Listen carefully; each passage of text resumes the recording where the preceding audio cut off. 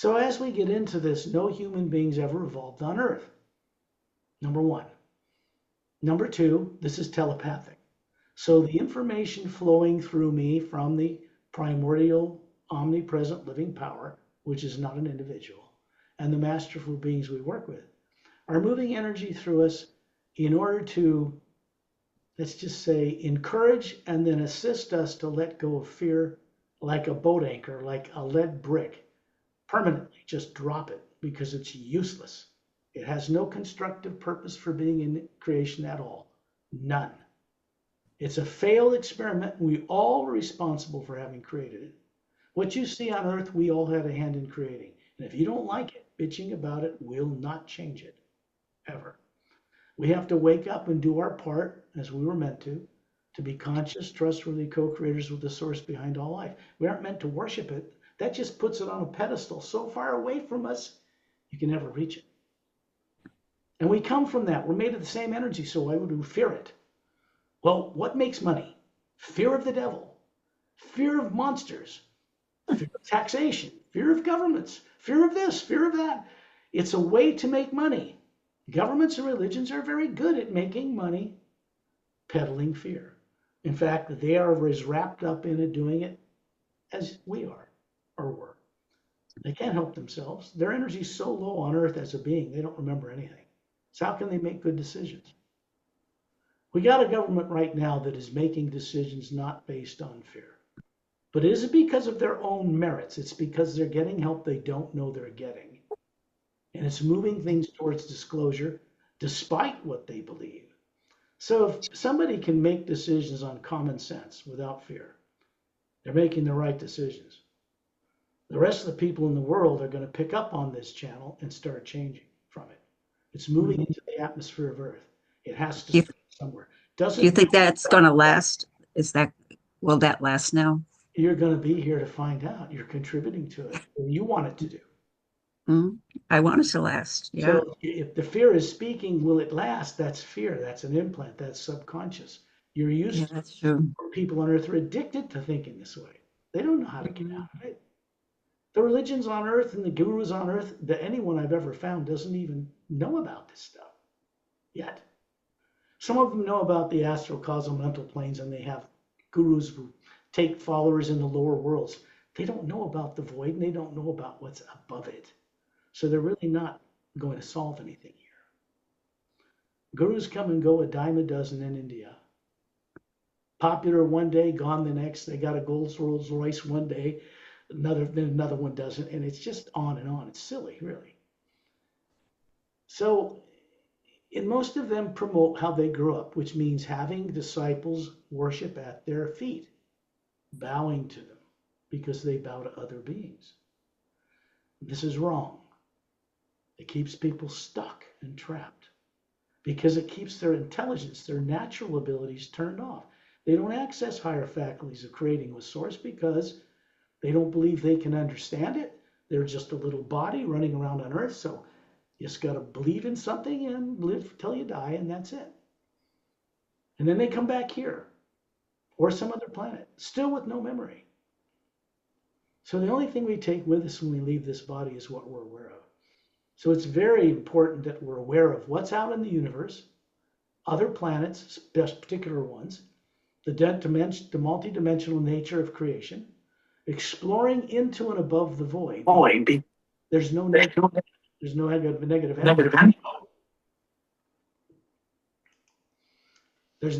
energy there. There never was. The beings we are, the spherical beings, right, has no negative nature, never has. We come from those realms above the void where no such thing exists. We are comprised of the same energy, so we have no negative nature.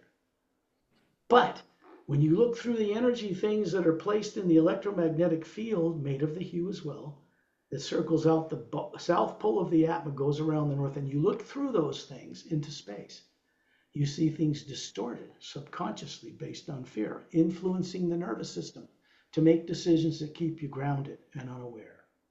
Simple as that. So that kind of stuff has to go. And we're the only ones as source elements and beings that can decide to get rid of it, let go of it, the attachment to it. Because we never have been, nor will we ever be a physical body. People have gone on these journeys that think that they take the physical body with them somehow, like ascension. This is not the way it works. Everybody knows you get cremated or it turns to worm food or whatever. It's a machine. It's like retiring a car and letting it rust back into the ground. You know, it's made of molecules and atoms. The energy that makes a body run comes from the Atma, you. Think about how brilliant you have to be and how dumbed down you've been made to be for you to run a body on Earth, a complex nervous system, and not even know how you're doing it. Does it make any sense to anybody? Mm-mm. No, of course it doesn't.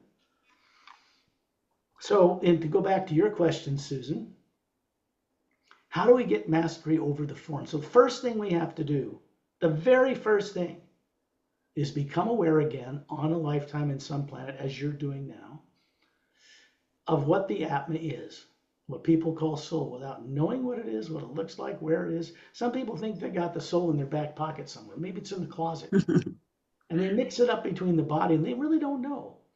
They're quite confused, deliberately made to be confused, because peddling fear makes money. Money's an illusion. There's no gold or silver behind any money on this planet anymore. British pound sterling has no silver behind it. We left the silver standard under Nixon. There's nothing behind any money. It's just brainwashing. Right. Everybody agrees to use it. You can't go buy yourself a burrito unless you give them some of this ink with paper on it or a digit or debit card or something, because that's what people agree. It's like Bitcoin. There's nothing there. It's energy. There's nothing there at all. It's just that people buy and sell these things, making them popular enough to where they have a relative value. People are willing to pay so much for them or buy so much of them. But there's really nothing there. It's just digits in a computer. It's just a computer program, an AI. Yeah, I don't own any Bitcoin. I don't care if people do. It's probably just as valuable as regular money. I mean, as long as people agree it is, then you can buy and sell them. Some people have made a lot of money on Bitcoins. Bill Gates has made, let's not use his name. I don't want to degrade anything, but I think when Bitcoins came out from Japan, I think he bought them. So he really owns most of that. And then sells it and buys it and sells it. So, and other people do as well. Many people. I don't. Never had any inclination to get something like that. And it's purely physical on Earth. There's no such thing as a Bitcoin on other planets, folks. You might as well get rid of that idea because you're not going to find it. You're not going to find people from other worlds other than reptilians coming here with refrigerators full of dead animal body parts to eat along the way. Think about it. They don't do that. So what do they do? How do they live? First thing we have to do is become aware of what we are as a spherical being. Think about this logically. Common sense. You look in space and see a round Earth, a round sun, round, well, galaxies aren't round, but they're made of round things circling around a center. Everything's round. Unless you got a planet blown apart and there's a bunch of jagged rubble like the asteroid field between Mars and Jupiter is, but it was a planet once before it was blown up from the center core outward. Planets revolve around the sun at what you would call high speed, 50,000 miles an hour. You blow one up, it's already in centrifugal and centripetal motion around a gravity field. So some things go off outside of that field. They might, for instance, destroy the atmosphere of Mars, which it did. Imbalance Earth so it flips on its poles every 100,000 years, which it did. And that was a long time ago. So that asteroid field didn't just pop up out of the ground like a mushroom. It got there somehow. How does ice rings a mile and a half thick circle a big gas giant like Saturn made of water, frozen water, H2O, in space?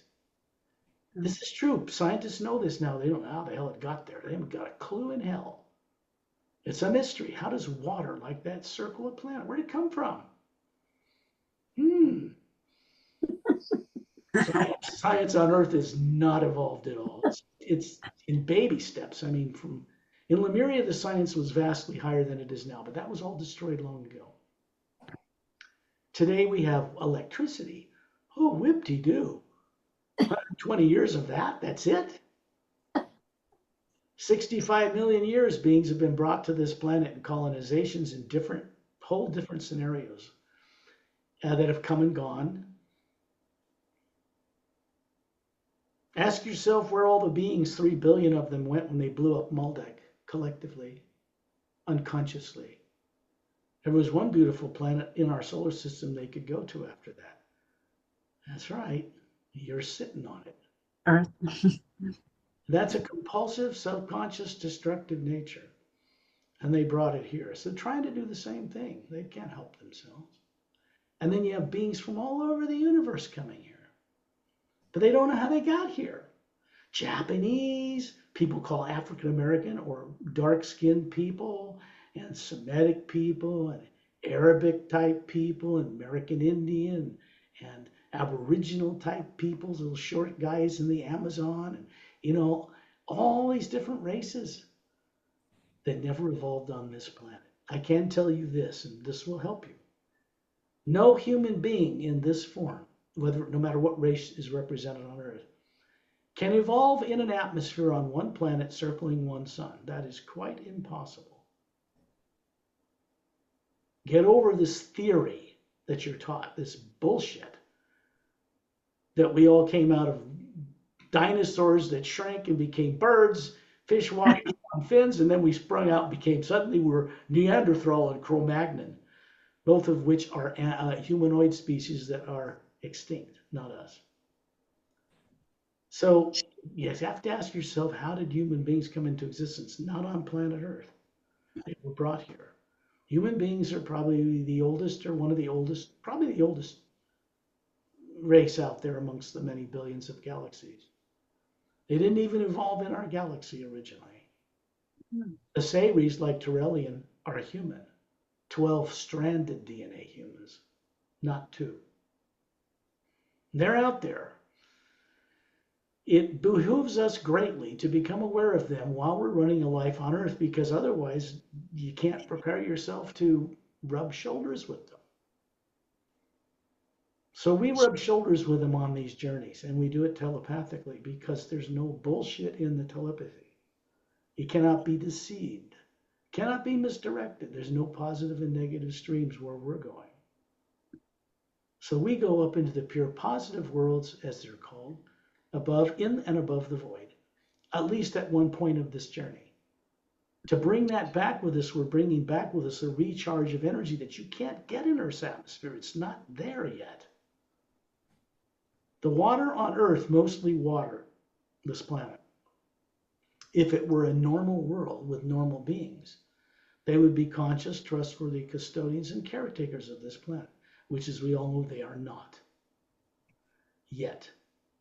So the oceans are not being charged by these beings, channeling the HU through them, this universal omnipresent living power. Otherwise, the oceans would glow a foot above the calm waves. Earthquakes, tornadoes, tidal waves, it's because there's not enough energy in the planet for it to keep these things balanced. It relieves stress here and leaves stress there. People are creating this on this planet. For the most part, people are. So when this planet's oceans are charged, you're going to have full disclosure here. Or let's say full disclosure will happen while it's taking place. That part of how this works is revealed in the Savior's Agenda book, in the latter half of it. Which is important because, well, as far as I know, so far, this is the only book with original art on it that actually shows you what you look like as a being. And it isn't one of these. These are a dime a dozen. I mean, they're fine. Beings that run bodies, human, much more highly evolved human beings on other worlds. And there are millions of them, hundreds of millions of them actually, in just a little under half of our galaxy.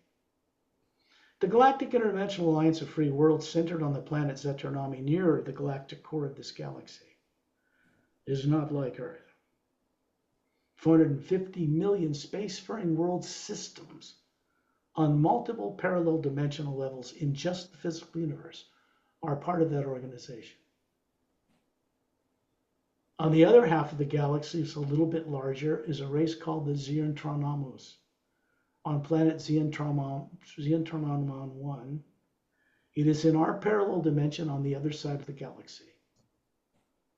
The two beings, the couple that run, or they're not rulers like kings and queens, but the most advanced and wise governors of those worlds, have physical forms, four-stranded DNA that have not aged in 3.5 million years.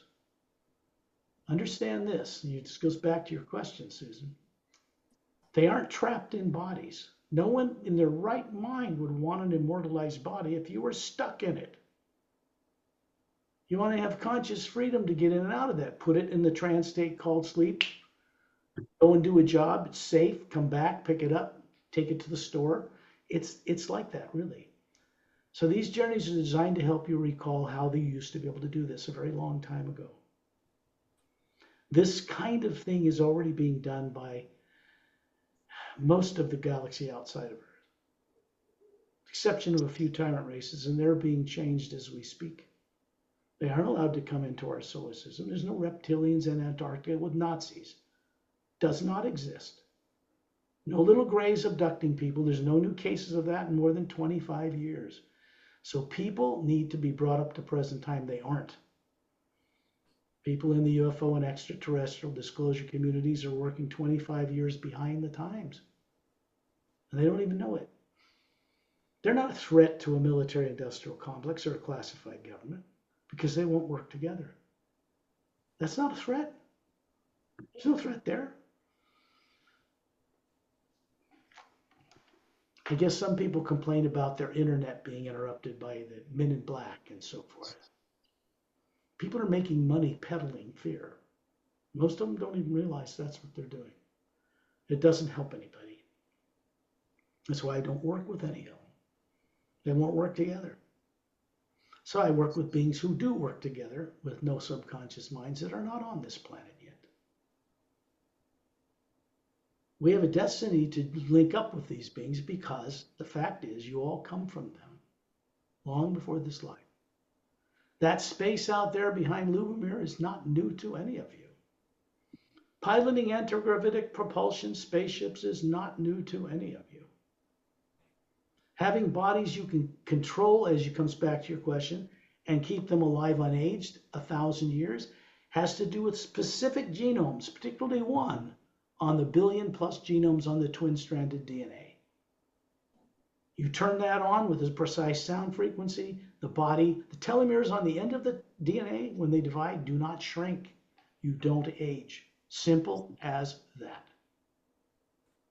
I don't know of anybody that has technology available for the public on this planet, even in the classified community, that knows this science well enough to apply it to others yet. But it is most ancient out among the stars. The Xeontronomus, the Oceanans, the Pelham, have mastered genetic science a long time ago. And so they don't have this problem with bodies or the age of bodies. They run them as long as they want, and when they want to drop one, they just dematerialize the atoms. They don't burn them, they don't stick them in the ground, they're just done. Move on. It's so practical. I love Terrellian because he's not human from Earth, and yet we have their DNA in us. All the beings that are spacefaring in this galaxy and many others, even in the astral planes, have their DNA. Well, not their DNA as you know it here, but their presence in DNA in the higher molecular forms of bodies that people have in the astral plane. Because the Say-Rays were a race so evolved, they seeded human, humanoid, and other life and brought them up to spacefaring capability. Not just in our galaxy and not just in the physical universe, but in the astral and physical worlds, and then they disappeared. They went into the background, vanished for 1 billion years. When I first met Ambassador Terrellian, it was on Zetronomy 1, when he first met with this Galactic Alliance Council and opened this big metallic blue-gray page book had the Savior's agenda on it and opened it up, and all these fire letters like hieroglyphs were dancing across the pages. You couldn't read it. You had to actually open yourself and allow it to come into you like the energy of the HU. So this was my first experience with that being. No, it's not my first. It's the one I remember from when I was made to forget all that long time ago. So the Say rays are back. Consider them agents of those beings above the void.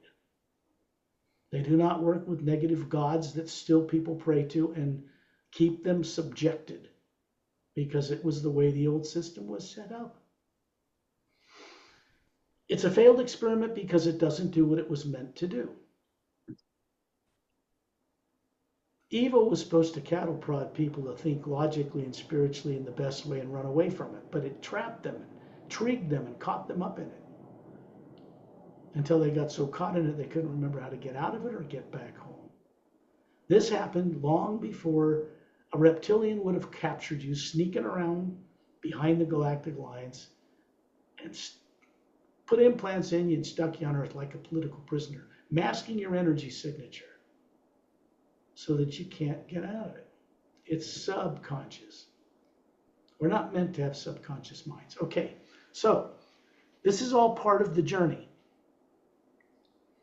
And it's important that we prepare the way, because you're going to be naturally respecting the beings we meet. They already respect you. So we might as well match that.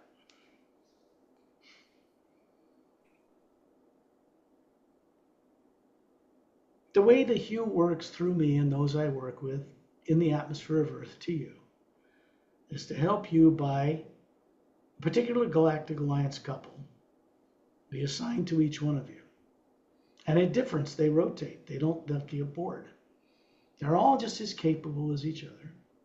And for them to shut down your subconscious misdirecting programs is easy, piece of cake. So they start to get your body in the trance state called sleep. You just naturally go there, listening to my voice. It is not hypnotism. It's far beyond anything like that. When people get sleepy or go to sleep when they're on these journeys, it's just because of the bad habit they've unfortunately grown up with to identify with the body they put to sleep and go kind of unconscious with it. The truth is, you leave the body every night. Everyone does. But if you're not taught at all growing up here how to use higher faculties to bring back awareness of what you're doing, you don't do it. And most people don't. So this is different because when we go on these journeys, we're bringing back awareness of these journeys to our physical consciousness on Earth. Get comfortable, get rested, do your best to stay alert. If you do go to sleep and wake up in it somewhere, don't worry about it. It's the Atma that's getting the experience, training the physical consciousness and brain on Earth to be able to accept these much more expanded consciousness experiences. Work with your mental body on the mental plane, which is a genius beyond your understanding as a human being on Earth. They work with your astral body, where all emotion comes from. You all have bodies you're running, physical forms on those planes, your so-called higher selves. So right now, you are a being running a body on Earth, and is the Atma that it's awake running that body before it's fully awake running the higher selves you call yourself. So on these journeys, one of the things we do, it isn't always talked about, is we get your astral, causal, mental, and etheric bodies awake and aware, unselfish as they are now, aware of each other and helping you down here. Most people's so-called higher selves don't give a hoot about them down here. Don't care about them. And yet it's the one Atma that's unconscious running all of them. So as a single spherical being, you're running all these 5 forms right now. Whether you remember this or not doesn't change the responsibility we have. I'm going to send out the HU 5 times. Do it with me in your own sanctity of your own being. Match my tones. You don't have to do it out loud. Do it as an Atma. The first thing you're going to see is there's a white golden light. It's pastel, faint, coming down through the ceiling of where you live. It's coming down through your body, but it's actually going out into the electromagnetic field that surrounds the body, what people call the aura. It's an energy field made of the primordial sound of the HU. It comes out the bottom of the spine, goes in a big circle, goes in the top of your head. The same field surrounds the Atma, very large, very wide around it. The same field surrounds the planet Earth. The same field surrounds a star, a sun. The same field surrounds individual galaxies. It is how we float and move and have our being in the omnipresent living power, which is space. Out there, that outer space, that stuff you see, that little stars and galaxies float in is just immensely bigger than all the galaxies in it. And it supports their ability to float in it. That's why they have these fields of energies, gravitational fields around a planet. It orbits a sun, a moon orbits a planet, and suns orbit bigger suns, and they all revolve around a central nucleus that has a shaft of white golden light, what people used to call a black hole, which it isn't black. It's just human eyes can't see it. It's in a higher frequency. It appears black because human eyes can't detect it. That's all. It's actually a white golden light. It's a shaft. It's a doorway, an interdimensional portal from higher dimensions and galaxies above it, all the way from source. It's how the universe is supported. I'll begin these tones now. Now this connects us up through the pineal gland in the center of the brain. While your body's in the trance state called sleep, this doorway is opened automatically when you work with the HU. Unfortunately, any organization on Earth right now that knows about the HU does not teach this. They do not know it. Not yet. They should, but they don't. So one of the secrets missing from humanity is the secret of the pineal gland in the center of the brain, what it does. This is information some religions want to keep in vaults underground and away from people. Otherwise, they lose their fear-peddling, money-making machine. I don't blame them because the same kind of brainwashing was done to them as well. They can't help themselves. So it's going to connect us to the energy being brought here from very advanced, wondrous, masterful beings, not from Earth, who weren't born on Earth, who go with us on these journeys for the benefit of themselves and all life. It is part of the HU expansion ray. It's part of the new consciousness moving through the omnipresent living spirit or power that was brought into creation fairly recently in the upper worlds above the void and is now moving through creation. It's designed to do one thing: retire evil and good as a failed experiment by replacing it with the HU expansion ray, which provides it wisdom. So as it passes through beings who've been made to forget, lost, unconscious in bodies on planets, it begins to reverse that process. When you remove subconscious negative things from the being, from the energy field around you, it has to be replaced with something constructive. Can't just leave a void there. So this is what's happening. I'll send out those 5 HUs now.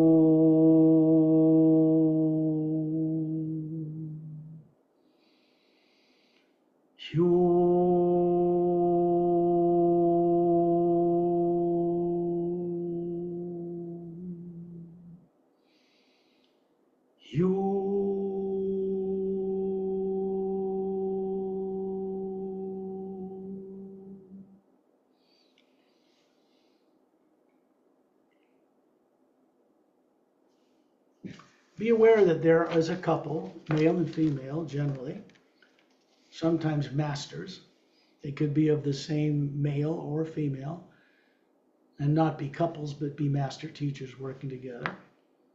Most of the time for people on Earth, these are couples for balance.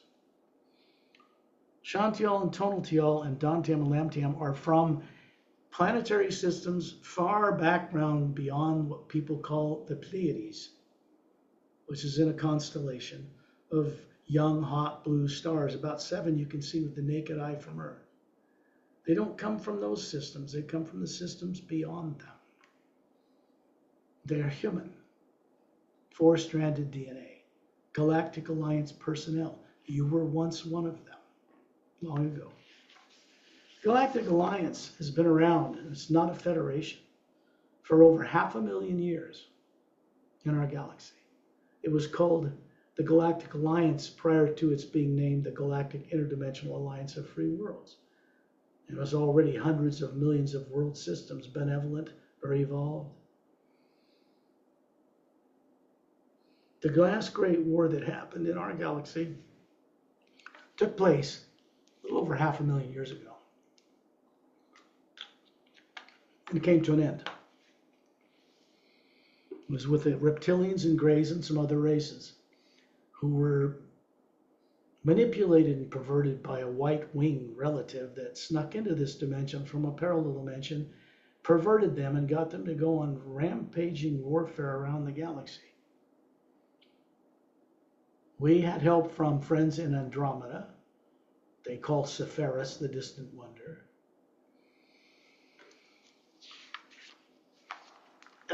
And they were defeated and then locked in their parallel dimension in ways I won't get into now, so they cannot return. And they're being worked with too to change them. So we've had no warfare between nations and planets in that length of time. And all the time beings have been coming here because dummies were setting off nuclear radioactive bombs in our own atmosphere. Duh. They have never retaliated when their ships have been shot at. Some have been captured, abused, even died in captivity here. They've never retaliated. All this stuff about aliens invading Earth, there's never been a single bit of evidence that they were ever attempting to do that. Everything else is run from fear only. There's no threat from the stars for this world. Our solar system is quarantined, not by us. We will never be allowed to be spacefaring people amongst the fellow beings in the stars until we are mature, awake, conscious and trustworthy, honest and sincere, and not driven by subconscious perverted misdirection. Otherwise, they're not going to allow us to play among the stars. In the universe today, the threat is not reptilians or greys anymore. They've been removed from our solar system, from the planet, but not by us. When you begin to understand the meaning of what that was just said, then you understand that we are not alone in the universe. And we never have been, or Earth and its people would have annihilated themselves numbers of times over with nuclear weapons. The truth is their nuclear weapons were shut down from space every time they tried to launch them, and they tried. So when I say to you that I am not concerned about nuclear war, I am being completely sincere. But that's because of what I know, not because of what I believe. There is a difference. These journeys, first you're going to see a man and a woman standing beside you, and you're hovering out of your body up near the ceiling as a spherical being. They're hovering to each side of you. Actually, the Atmas all look about the same. Theirs are a little brighter than ours because they don't have problems we still have to get rid of. But we're the same. And you're looking down on your body. This is the same ability to imagine any other location in the universe that you use to imagine going to the store. But it's not the brain in your head that has any ability to imagine anything. That's not its purpose. You, the being, unconsciously are imagining where you go and passing it through the body, and the body follows direction and goes to the store. So this helps people recover the ability to see beyond the limits of Earth and beyond the limits of belief and faith and go into direct knowing experience, because that is the next step beyond those two. If it just stays in belief, it's just theoretical, nothing changes. Nothing.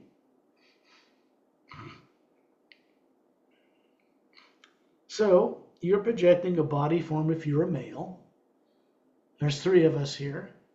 Looks to be about 36, but perfectly handsome, flawless, well dressed. If you're a female, it's a perfectly beautiful woman, about 36, trim, flawless. This is a primordial human-like image we project when we meet each other. We can do this and always have had the ability to do this when fear is turned off.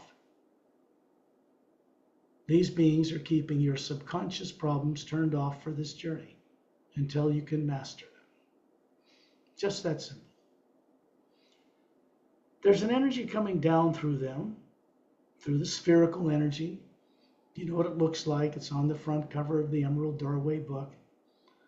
That image was long lost on planet Earth. In monasteries in Tibet and everywhere else, no one has it. It's being brought back to the awareness of people on Earth because of the change in the omnipresent HU itself. Once that image is there, you can never forget it. This energy moving through our system on Earth now is only moving through it one way. It cannot be controlled. It cannot be manipulated. It cannot be used in selfish ways by people on Earth, no matter what they believe. It is way beyond any of that childish nonsense.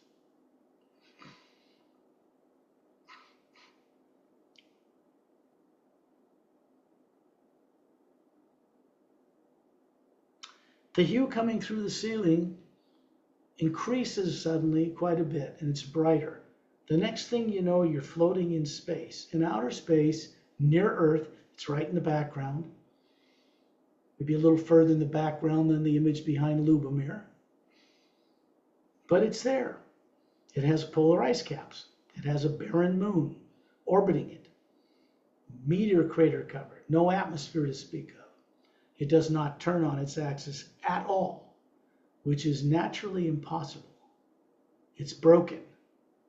It's supposed to at least, look, the influence of Earth's gravity and other worlds and gas giants of the sun would have it doing something, but it does not turn at all. It orbits the planet, always showing us the same face. What people call the dark side of the moon is not dark. It passes in front of the sun too as the moon circles the Earth. There's daylight there, and there's nighttime. When you see the opposite of a full moon, you don't see the sun. You don't see the moon because you're looking at it when it's behind the planet, so no sunlight reflects off of it. When you see a full moon, the sun is reflecting off its entire surface to wherever you may be on Earth. And you see a full moon. The energy in space around us is a white golden light is everywhere. It's not a dark blue or black background as you see in a Hubble Space Telescope image. That's just the limits of two-stranded DNA eyes, and only two-stranded DNA eyes on Earth as it is right now. Other human beings in other worlds can see it. But they do it consciously as the Atma and then transmit this to the human body so that it thinks it's seeing the same thing, but it isn't. The sound out here is like a deep humming, almost a rumble like thunder, that the physical universe makes out of the omnipresent HU, first half of the word human. It is not a word that was created on Earth. It did not originate on this planet. It is not something people can patent or control or misuse or abuse. It'd be like taking your hand and trying to grasp the air and hold it in your hand. Can't do it. That energy is not physical matter. It cannot be controlled by physical beings or their technology. It is behind and supporting everything that exists. The more advanced races among the stars understand this. You have to work with that non-nuclear, non-atomic energy that supports the whole creation if you want to go faster than the so-called limit of the speed of light. Because there isn't one. It does not take billions of years for light from those other stars to reach the Earth. That was done measuring things with limited consciousness on Earth with physical eyes in its atmosphere. And so this mistake was made. They come up with these terms like infrared and ultraviolet and gamma rays and X-rays. It's just other forms of the U and higher levels. Out here in space, you can see the sun and the moon and the planet Earth for what it is. We are in a circle of beings around Ambassador Turelian. He's 18 feet tall in the image he shows us. There's a big, beautiful Atma hovering above that form. The being he's showing you, this body form, looked like that over 1 billion Earth years ago, when their entire race immortalized all their body forms in a specifically unique way. They dematerialized the DNA structure, 12-stranded, stored it in one of the teardrops near the white core of their being. When they want to manifest a body like he's doing now, which you could go up and touch if he was walking on Earth, he draws upon the omnipresent power around him, fills that DNA pattern, and instant presto, there's a human body. When he's done using it, he puts it away. He doesn't have the burden of pushing around a human body or feeding it or taking it to the bathroom or any of that nonsense. So he's really demonstrating for us our potential. And I do this by demonstrating it, not by teaching it on a blackboard or computer. We're not asked to memorize it in our brains. That's quite silly. So this you, when you look at Turelian, who looks like a Greek god, 18 feet tall, slightly wavy blonde hair to his shoulders, slightly larger eyes than humans, crystal blue eyes, kind of a Caucasian, kind of an moonstone colored skin, definitely more beautiful than human on Earth. He's got his 2 thumbs up with closed fists, and there's a brighter foot of this golden hue light around him than the hue that surrounds us in space. And there's a reason for that. You look up above him, there is Eta and Din. They are Drens from the Dren race. They are silica-based. They have bodies made of silica DNA, not carbon.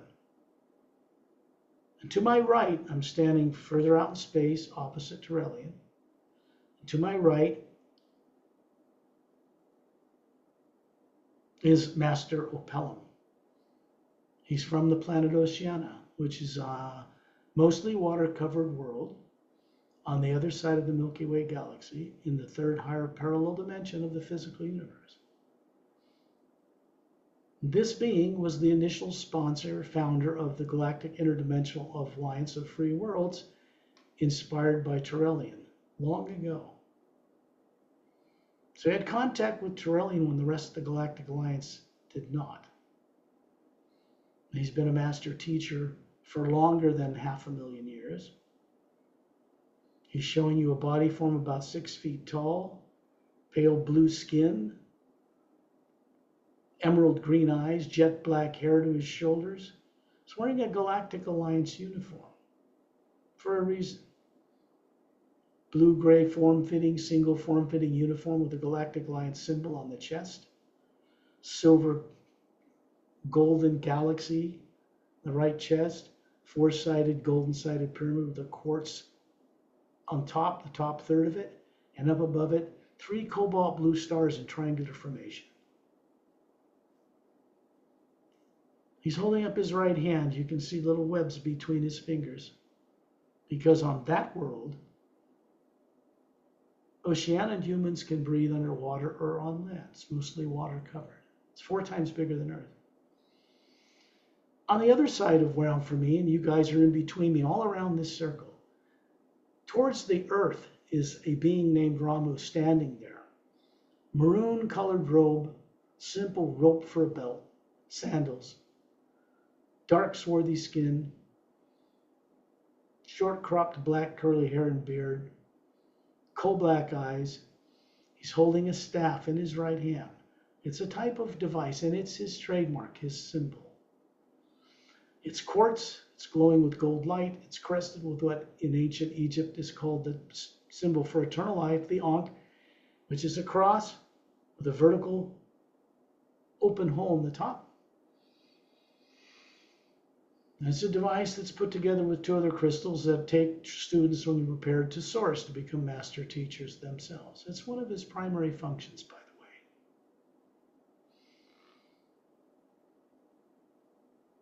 the way. Up above Etna and Din in space, you can see a hourglass-shaped golden white vortex slowly turning clockwise.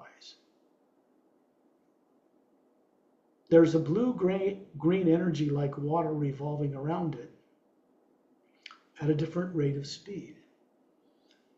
And up through this wide opening, it comes into a narrow center. You can see up on the other end of it, way up there, a brilliant, pale blue luminous atmosphere, or space. That's the void. This vortex is created to bypass the lower worlds of time and space and take us directly into those realms that have no negative nature. The beings by each of you standing in this circle, Marshall's a little forward more to my left, Lou Amir's a little more to the right beyond Masterful Pelton. The rest of you are in the circle, and there is a man and woman from the Galactic Alliance standing beside each one of you. The real you is the spherical being hovering above this form we show each other. It is not a nuclear or atomic or DNA or molecular form. It's human-like, but it isn't human. And you are the Atmas hovering above these forms. You are just as young and vital as they are in your original prototype form. So they're keeping your fears of the present and future, subconscious stuff turned off for the journey. There's another master just below Satnam who's standing just below the opening of this vortex. He's got two gold bracelets on each of his upper arms, bronze skin, golden eyes, not yellow, bald head, little white tunic dress from his waist down to his bare ankles. Looks to be about 36, but really looks quite ancient. Now, he is the being that runs the first plane above the void, called the Atma plane. And for whatever reason, they're going on these journeys with us for your benefit. They don't have to come down here. The point is, we're supposed to go where they are to gain real benefit. So they're kind of helping make a doorway between Earth space and above the void.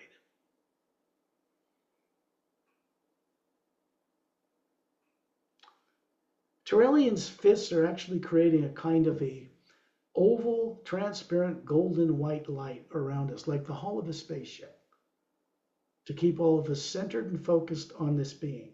He stands as a central focal point for the journeys, which he loves to do, volunteers each and every time to do it. I ask him each and every time to join us respectfully.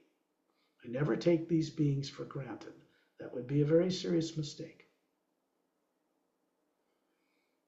And so there's a brighter flash of this golden light. You can see there's a pale blue golden light, very bright, coming down through this vortex from that pale, bright, luminous atmosphere of the void. It's coming down through Satnam. It's passing through a little Chinese-looking guy, about 5'5", with a maroon robe on, esoteric symbols on it, little hat around his head, little Fu Manchu type beard.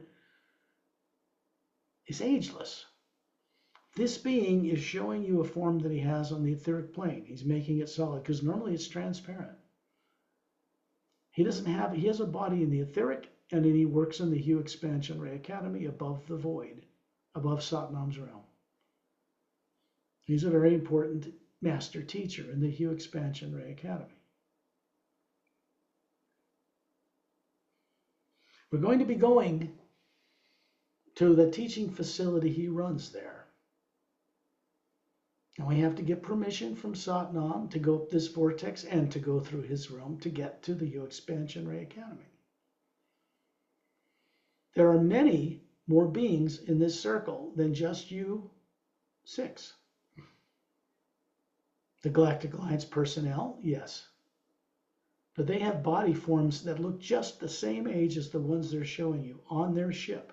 And these beings all come from the Emerald Star cruiser stationed in the ice rings that circle the planet Saturn in our solar system, more or less permanently stationed there for now. They put their bodies down or sit them down in egg-shaped blue cushion chairs by oval blue glass top tables in a lounge area and simply put them into the trance state called sleep. And they leave their body as Atmas to join us on this journey because they cannot take those bodies where we're going any more than we can.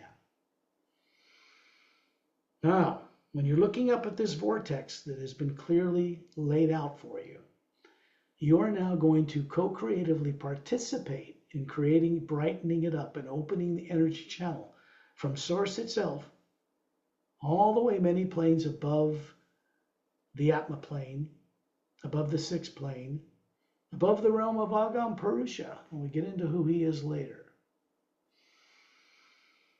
And we're going to allow this energy to come down and make direct contact with us out in space. Why space? Because in space, that's the HU. You cannot store or program or put negative thoughts or feelings or emotions, positive or negative, in that energy. You cannot store it in the primordial force at all. It is the energy that supports things like that. Everything negative done by humans to other humans, to beings, to animals, to plants, the ecology of Earth alone, is stored in the atmosphere, in the H2, in the water vapor, and in the oceans. Because it can store this stuff. It is the form the HU takes in positive and negative in energies and matter. What we want to do is clear that stuff out of the atmosphere of Earth and out of its water systems so that the HU charges it again. Earth is meant to become a normal world. That means the oceans will glow a foot above the waves. You know this because this is being passed through you even now from Source itself. All of you, send out the HU with me now because we're going to co-creatively join with these masterful beings in the omnipresent first sound behind creation, what we call the HU expansion ray. HU expansion because it is expanding in new ways to retire the old failed experiment of good and evil and replace it with this ray, which provides a new wisdom passing through beings so they can get liberated from this failed experiment and return to be conscious, trustworthy co-creators with the source. That is true disclosure.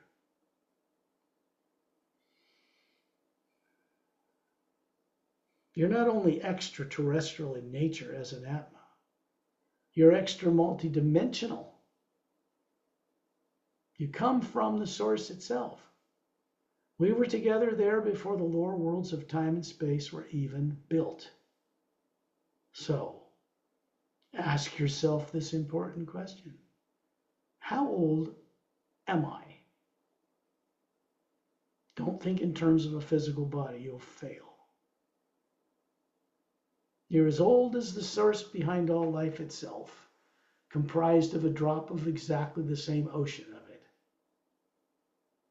So we cannot be compared in terms of billions of lifetimes as to how old we are, because we come from a realm that has no time and space. No planets, no moons, no suns, no stars there because they're not needed. I'm going to send out the HU, match my tones silently inside, and watch what happens to this vortex. Remember that Turelian and Satnam and Etta and Din and Ramu and Pelham and Lightsea, this Chinese master, and others, Yontal and many others are here, that instruct in shifts in the HU.Exp.Ray Academy above the void. They come from the entire multidimensional creation outside of Earth. Now I'll send out these tones. You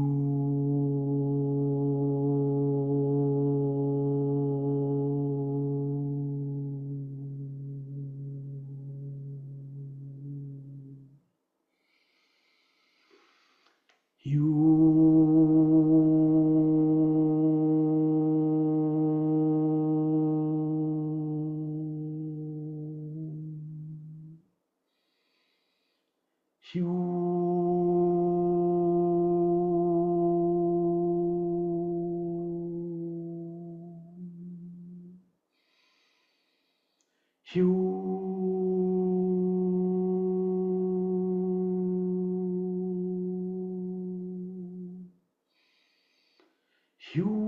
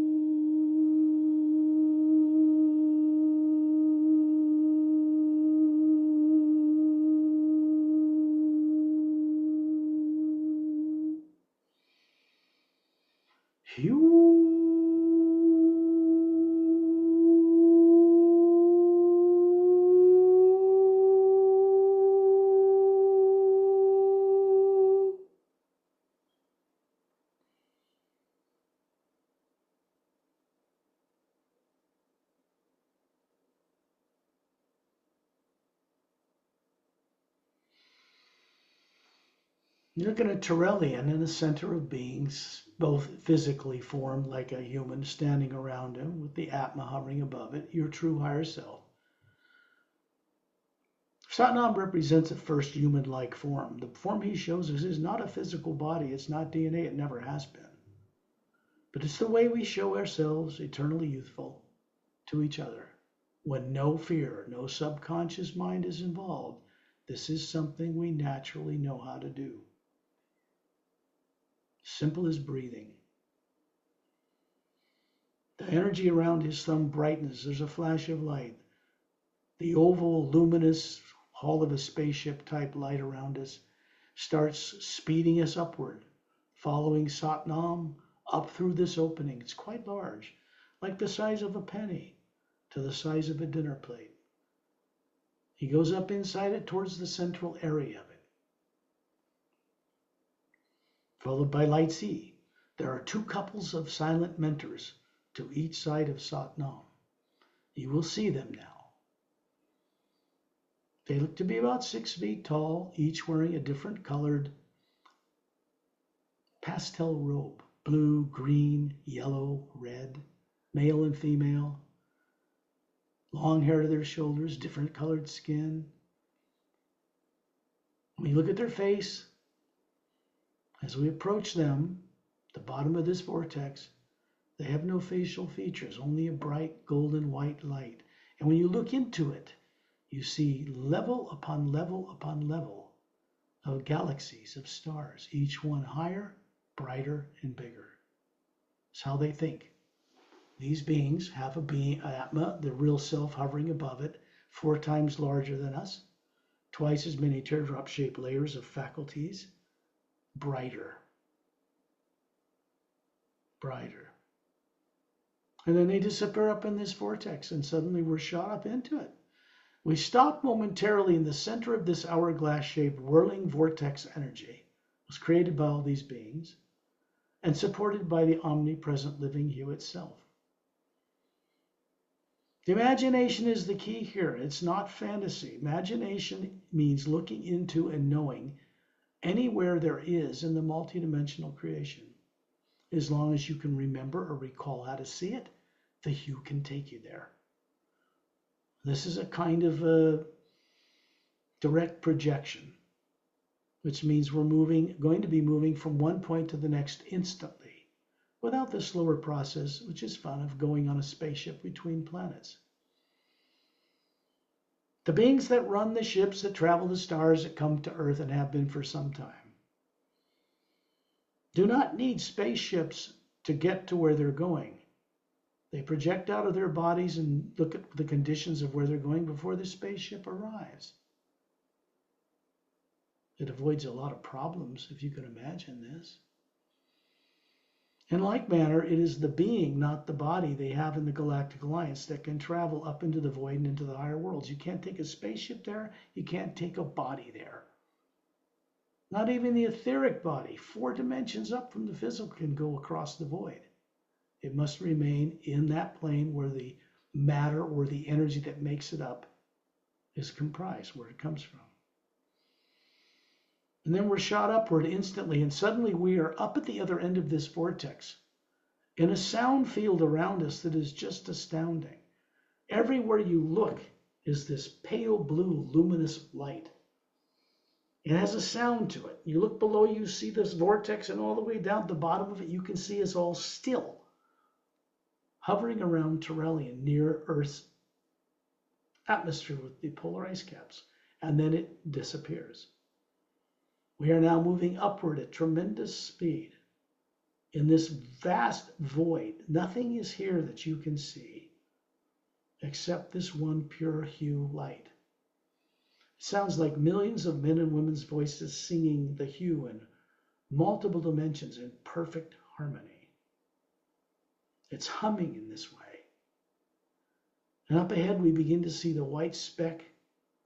Looks like as it widens and we approach it, a long, slightly curved, diamond-like white sandy beach glowing. It extends as far as you can see right and left, which means it's circling a circular landmass. This is the Atma plane. Satnam is proceeding ahead of us because this is where he resides. Satnam is a being that runs the Atma plane above the void known to Buddhists, above it.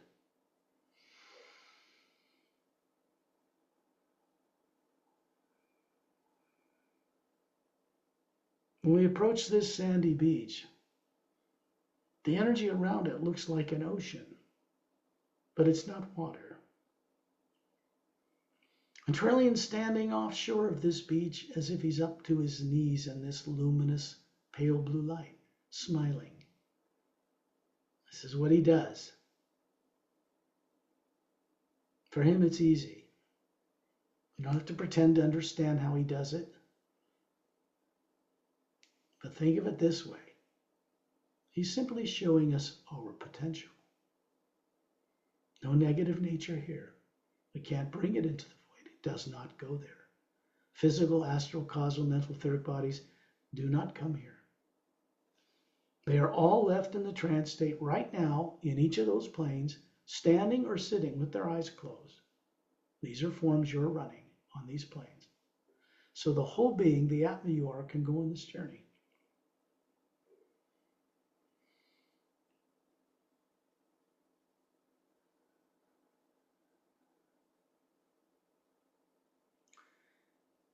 In the distance, you can see a diagonal, straight, snow-covered bluestone mountain range. The jungle trees are made of fruit trees and all kinds of trees and palm trees and redwood trees and trees you don't even know of, but they're all luminous. The trunks are transparent. The hue energy is moving up and down them. It's part of what supports this landmass out here.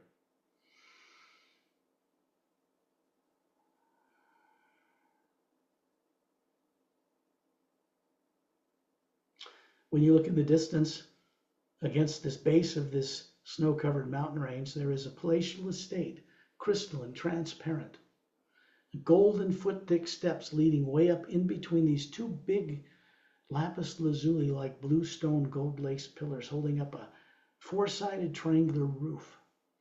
And then all these other exotic structures going along the base of the mountain range. In the middle underneath this roof is a single throne chair.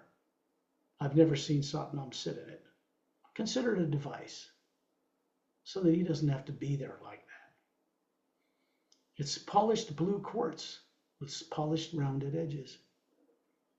Behind it is a triangular opening to a big field at the base of the mountain. There's a big fountain in that field big cobalt blue stone, scalloped edge fountain with a blue-green light surrounded by gold light moving up and down in the shape of a Christmas tree, like. And there's a shaft of this pale blue golden light coming down into it. It is a doorway for energy from the source to support the Atma plane where Satnam is. It's one of many.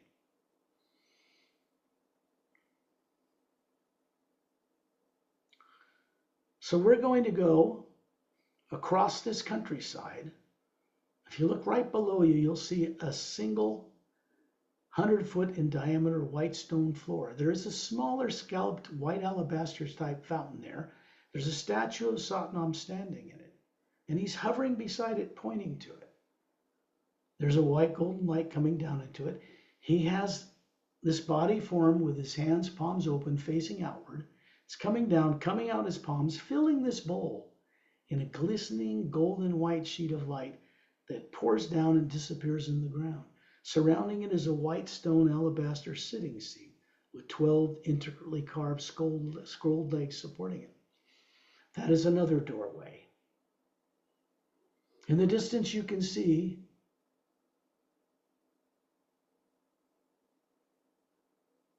other fountains out in the countryside. Vast fields and acreages of grasslands with all kinds of mammals and animals and beings, birds flying around in there, and above each of them, a spherical Atma. And in the distance, you get the privilege of seeing a human-like being with a robe, Atma hovering above it, exchanging Atmas between a huge bird bigger than a bald eagle, just hovering in the air. So they get to experience what the consciousness is of each. They swap places. You can do this in the Atma plane. In this way, we recover the ability to respect all life. That's why it's here. But we're not doing that this time. We find ourselves suddenly surrounded in a circle around this big Christmas tree-like fountain with the scalloped blue-edged stone. Trillian's hovering up inside the shaft of light above it. And we're still in a sphere of beings surrounded by a golden white oval sphere like a hull of a spaceship, oval, and we're shot upward. Up ahead, you can see a vortex opening in the cobalt blue atmosphere that is Satnam's room. There are no planets or moons or suns or stars here because everything here, including you, has its own light. And up ahead, there's millions of tiny blue, cobalt blue stars circling open like the eye of a camera, donut-shaped. And up ahead, you see a much brighter cobalt blue atmosphere. That's built in a special parallel dimension between the top of Satnam's realm and the sixth dimension above the void.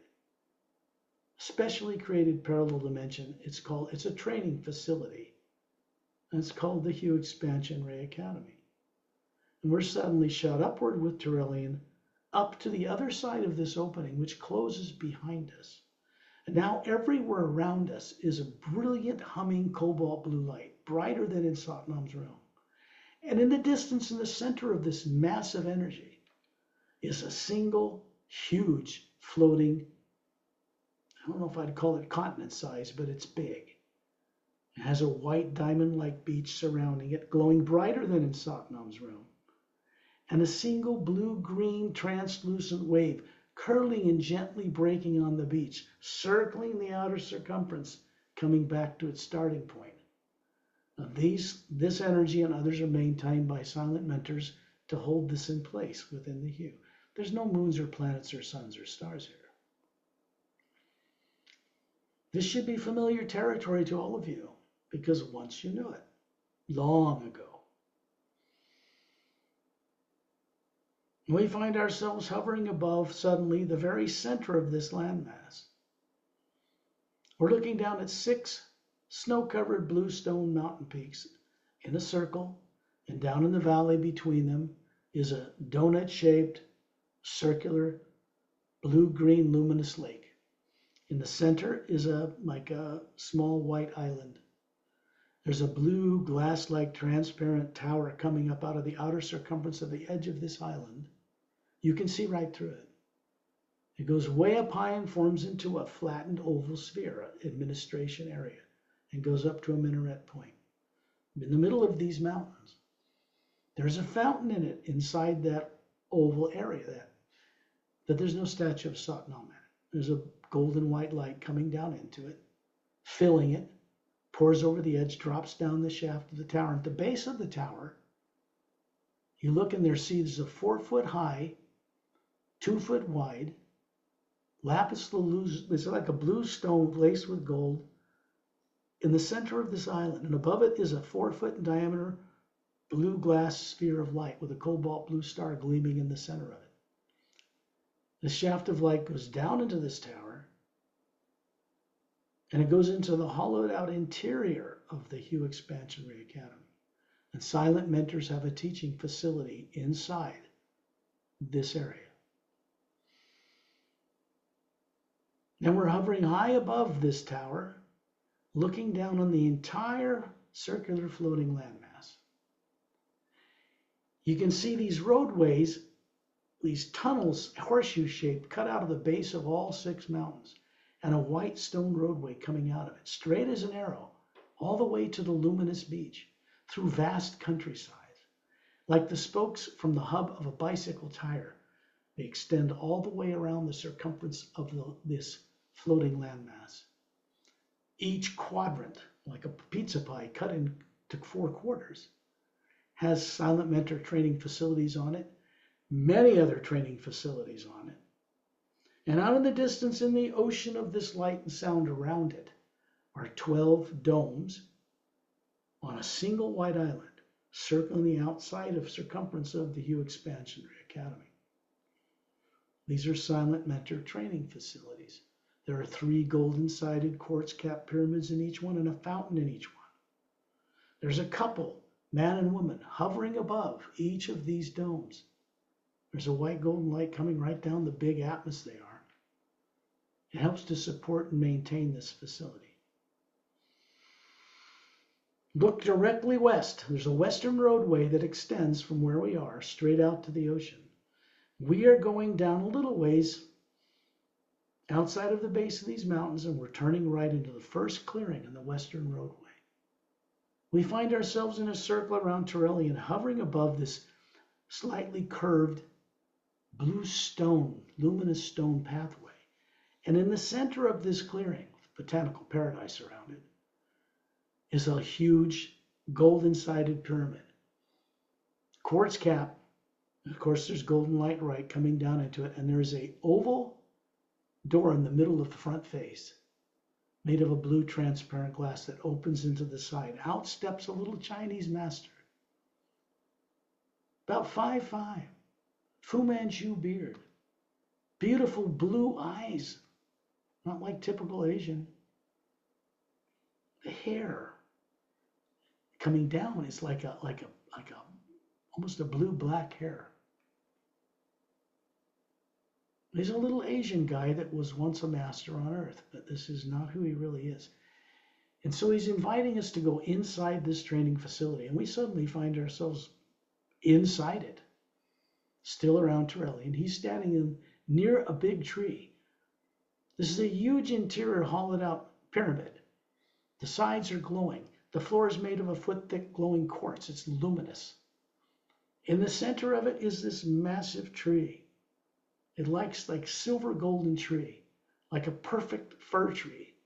Its point touches the top of the inner apex of the pyramid. The roots go down into the quartz floor and disappear. And it's running a white golden energy up the shaft of this trunk of this tree. Now, I see is the custodian or caretaker, guardian teacher of this facility. That is called the Tree of Life. Now, he's given us permission to pass through this tree as we move as a group of beings. Down these branches, past these individual needles, you can see a world represented somewhere in the lower worlds on many dimensions, represented in each single needle. It's got to be a practical way to take track of everything. And we move right through the branches into the trunk of the tree. We are in a massively bright golden white light, roaring upward and downwards, humming with the high note of a flute up and down. And we find ourselves shot up to it, and we come out the other end, many dimensions above the HU.Exp.Ray Academy. And we come out of another tree from its trunk, much bigger than the one below. And we are hovering in an atmosphere of light, fiery red and orange and yellow and violet and pink and blue, whirling out of the ground, passing back into the ground, disappearing in the distance. This is the raw energy of eternity, just below Source itself. Approaching us is a big, luminous, bright, white. It's hard to describe him. He's bigger than a silent mentor. He's got more depth to him. I can't explain it. This is Awaken. This is a being that maintains the raw power from higher reality and, like a transformer, generates it down to all the points in the lower worlds of the high realities, through the void down to the lower worlds of time and space. When I first met this being, I befriended him. Figured he's a lonely guy in a way. I was. So we became friends, because no one else had ever asked him. I suggest you attempt the same thing. You might be surprised. If you can't think of this stuff coming here, you won't have it happen. And so what he's doing is giving us permission to take one more step. And that step is to go, and this is many dimensions above the HU.Exp.Ray Academy. We're going to take one more step, and we're going to go into Source or Prime Creator, the Ancient One itself, where we all come from. So all of us as a group are now passing back through the huge branches of this luminous tree, and we're shot upward in the bright golden white light. When we come out the other end of that tree, we're in another vast area, another space of a far more brilliant cobalt blue light.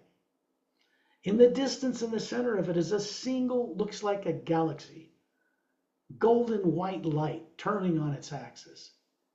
And there's a hollowed out interior. It still has the bulge like a galaxy in the physical universe, because this is where they were patterned from. All of us here are just spherical beings. We don't have a projected human form here. We leave that behind even before we reach Awaken's realm.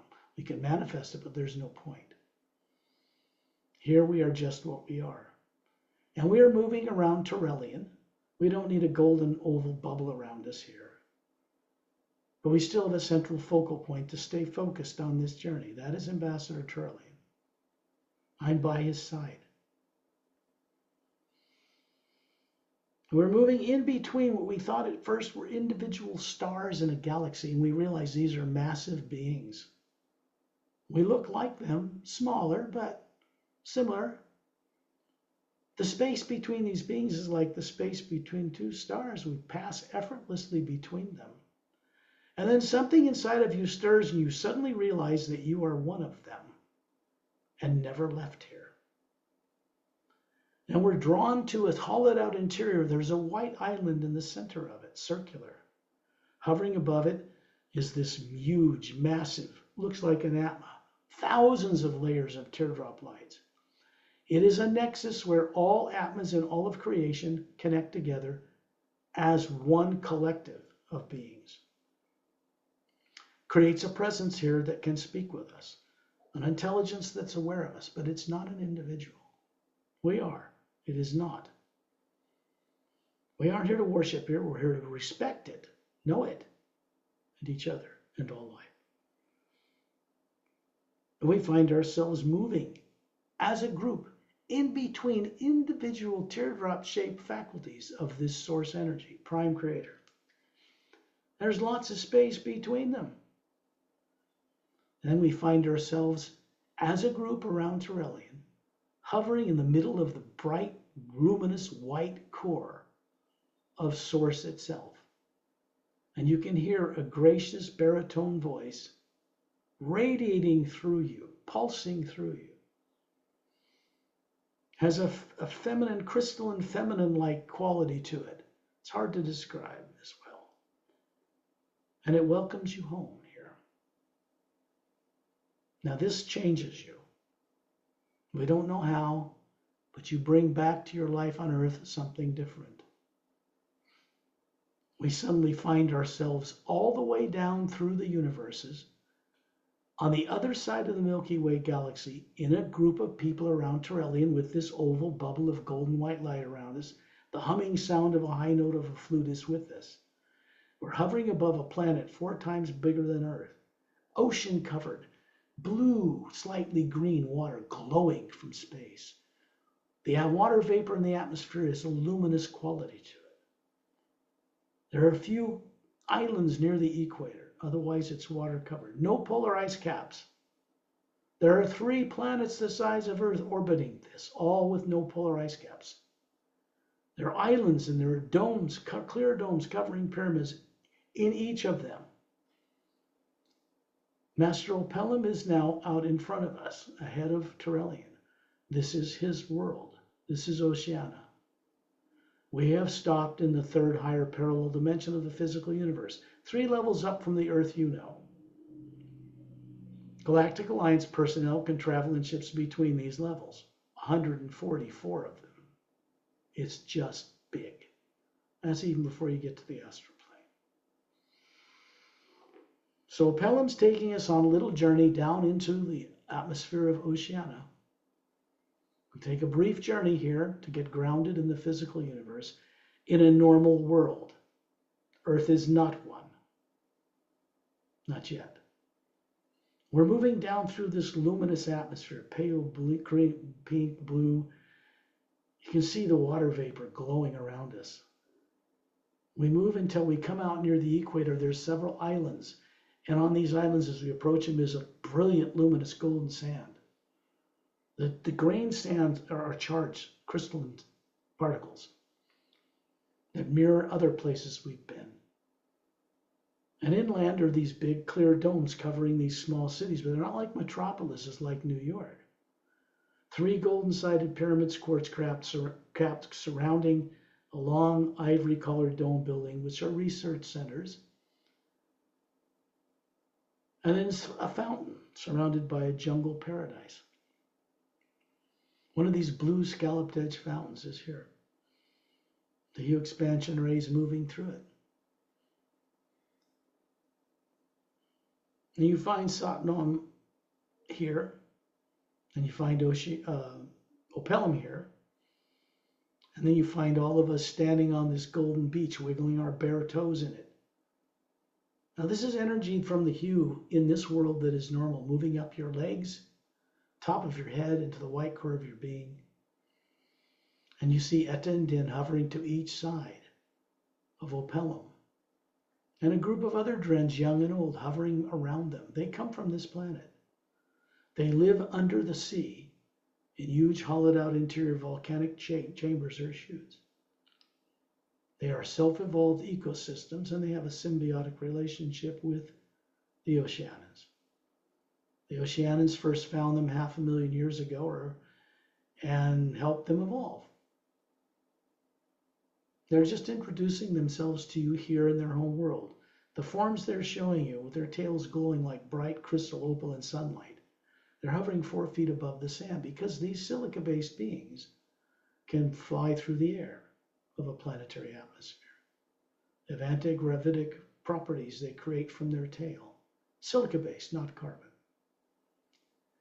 And we find ourselves back in orbit around Turelian by Earth. It's not the Earth you're used to seeing.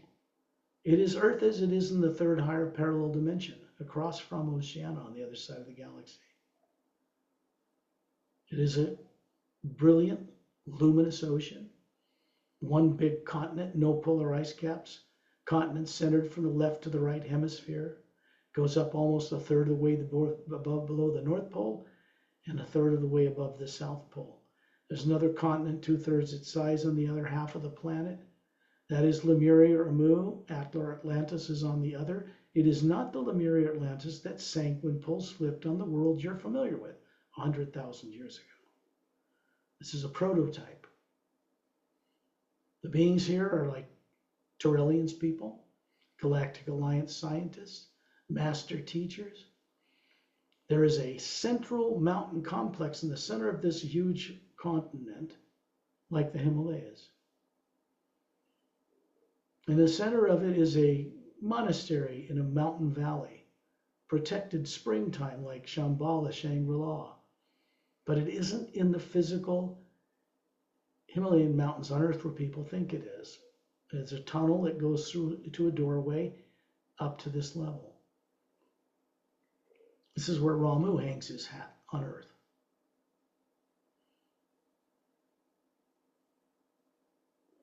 Down below near the southern pole, you see an upward curved half moon bay, glowing emerald green beach from space. Trillions a flash of light from his hands, and we suddenly find ourselves standing in emerald green sand, glowing a foot above the sand. Big curved half moon bay beach. Trillian standing up to his knees in this luminous blue water, pale, just slight green tinge to it. There's a brown moss-covered path cut through these jungle trees, which are also luminous. The water is charged with the hue. In the distance, several miles, is a single snow-covered mountain off to the right. And to the left, a dome covering three golden-sided pyramids with quartz caps. It has a small, oval, luminous blue-green lake, semicircular mountain range in the background of the dome, small mountain range for the aesthetic pleasure of the people who work here. There's little caverns with waterfalls cascading out of it, running down in streams and little rivers to fill this lake.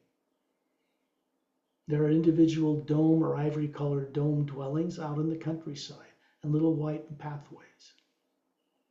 We suddenly find ourselves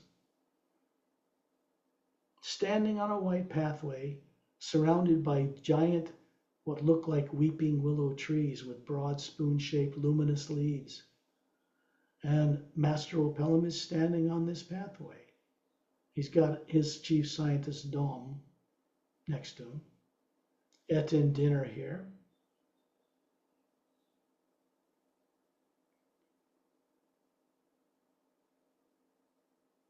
There are birds with long V-shaped split tails about a foot long, kind of like a blue jay, hovering above or around the trees. Big blue eyes, twin set of bird wings, hovering like a hummingbird, going backwards or forwards or zipping here and there from big flowers. There's an Atma hovering above each one of them. They have vocal cords. You can speak with them. These birds exist on the most evolved worlds in the physical galaxy of the Milky Way and in the upper worlds above the trees in Satnam's realm. They're not just in one place. Then you find yourself on that luminous emerald green beach, wiggling your toes in the sand. There's two beings standing there, 10 feet tall. They come from the Xeon race on a planet on the other side of the Milky Way galaxy. Longer necks, longer fingers, longer torsos, beautifully dressed, elegant. They move when they walk like swans. Poised and dignified. Beautiful Atmas hovering above them. Their actual physical bodies are here, visiting this Earth from their world system. The woman has her hands palms out up with a green glowing light around them, and you begin to realize that this being is manifesting this charge on this beach. Inland in a clearing is a statue of her made of quartz, with her hands up, the gold thing around her forehead, and downward pointing emeralds cut faceted emerald crystal. And it's a device. And when we visit that, you can go inside that and be on their home world. Meanwhile, they are here showing you this is a gift. So this emerald green light, which has helped you remember your many lives out in the galaxy and other dimensions in the lower worlds of time and space. One of these grains from this sand, which are round polished emeralds, is glowing. It lifts up off the sand and darts right up into the white core of your being, goes out into the green layer, and turns on one of these teardrops every now and then. And then the energy moves through you onward to benefit others. We find ourselves hovering near the ceiling back on Earth, where we started this journey. The two beings from the Galactic Alliance are still there beside you. There's a white golden light coming down through the roof, through you as a spherical being, into the auric field around your body, out through the walls of where you live, and out into 3 pyramids located on Earth that are now turned on and functioning. One is located at the bottom of Atlantic, one's located at the bottom of the Pacific, one's in a hollowed out interior of a mountain in the Himalayas. There's a fountain in each one. The energy we bring back here goes through us for our benefit, but it continues through these pyramids. And it goes out in space to a huge floating 4-sided, golden-sided quartz cap pyramid hovering stationary between 2 stable asteroids in the asteroid field between Mars and Jupiter. Then it's beamed all the way back to the center of the galaxy and up the white golden shaft. This energy never stops moving through us. It's constantly moving in one direction. It goes back to source. So it moves through us for our benefit and onward for the benefit of others, even into the atmosphere of Earth. So you begin to become, like training, you're beginning to become conscious, trustworthy co-creators with the omnipresent universal power behind all creation. This is our destiny. Always has been, sooner or later, to become conscious, trustworthy co-creators with the source behind all life, because we come from that source. It's common sense. We're back. When you're ready, open your eyes.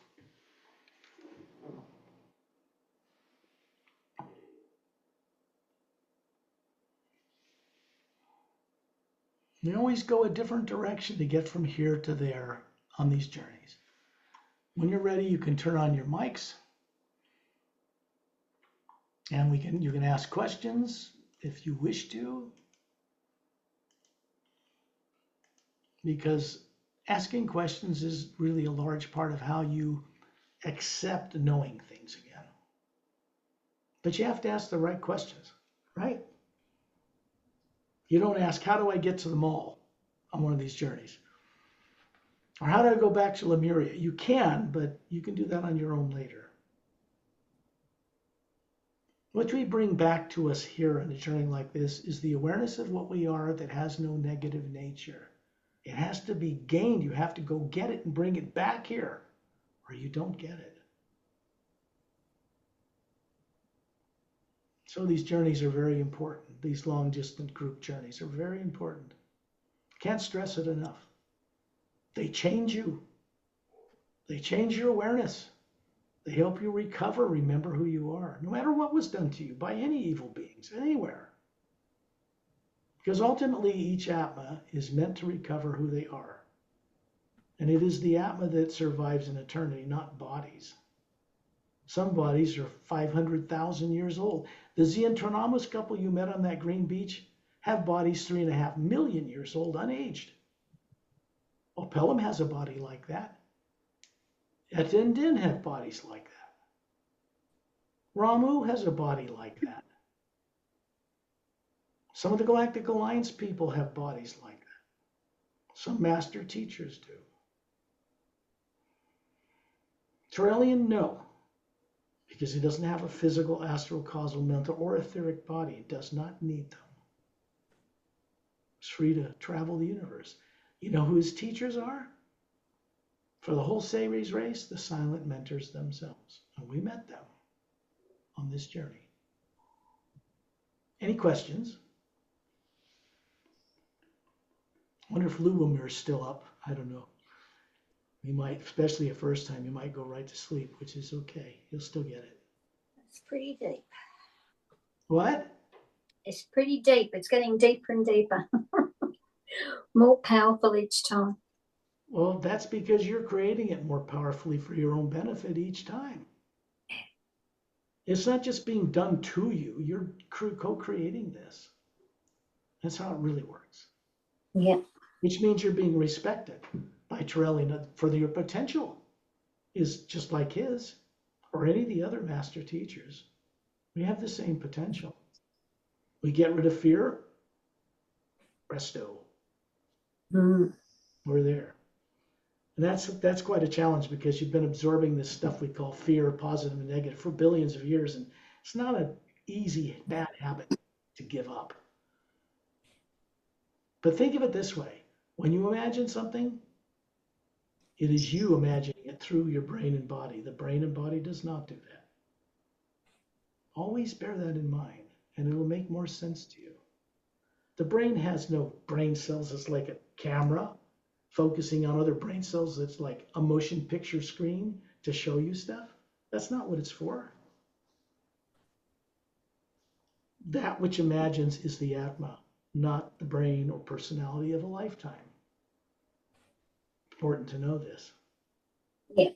Once you know it, you can't forget it. So I will bring this part of it to a close.